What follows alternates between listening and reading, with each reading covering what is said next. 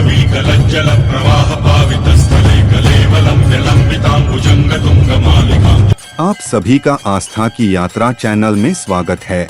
आज हम शिवलिंग पर दूध और बेलपत्र चढ़ाने के कारण के बारे में जानेंगे। इसके पीछे की पौराणिक कथा, वैज्ञानिक कारण और लोगों की श्रद्धा के बारे में विस्तार से चर्चा करेंगे। चलिए इस रोचक और धार्मिक यात्रा की शुरुआत करते हैं। बहुत समय पहले एक दानव त्रिपुरासुर ने तीनों लोकों में आतंक मचा रखा था।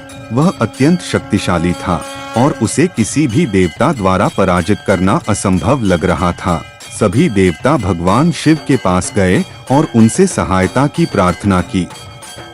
भगवान शिव ने अपनी तीसरी आंख से त्रिपुरासुर का संहार किया, लेकिन इस युद्ध के दौरान भगवान शिव का शरीर अत्यंत गर्म हो गया। उनके शरीर की गर्मी को शांत करने के लिए देवताओं ने उन पर गंगा जल, दूध और अन्य शीतल पदार्थों से अभिषेक किया। इसके बाद भगवान शिव ने स्वयं को शीतल करने के लिए बेलपत्र का उपयोग किया।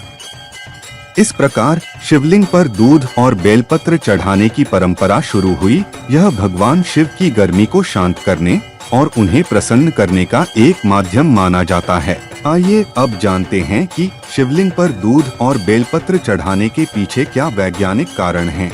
दूध में ठंडक और शीतलता प्रदान करने वाले तत्व होते हैं।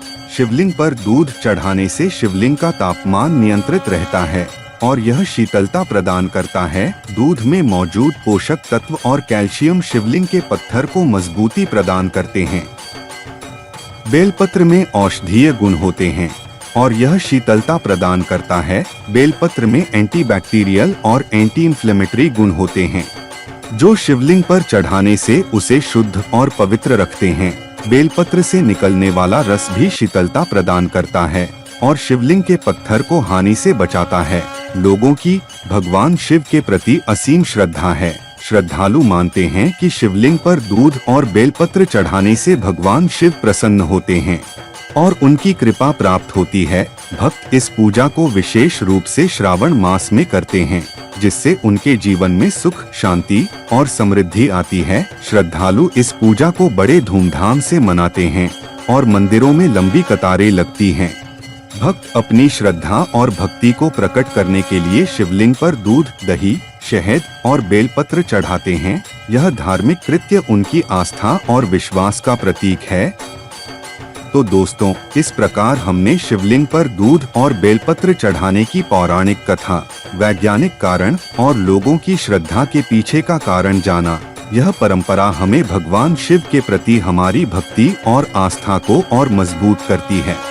इस तरह के रोचक कहानियों के लिए मेरे चैनल को लाइक, शेयर और सब्सक्राइब कीजिए। इस श्रावण मास में हर दिन महादेव से जुड़ी बातों पर चर्चा करेंगे। बेलपत्र के बारे में आप क्या जानते हैं?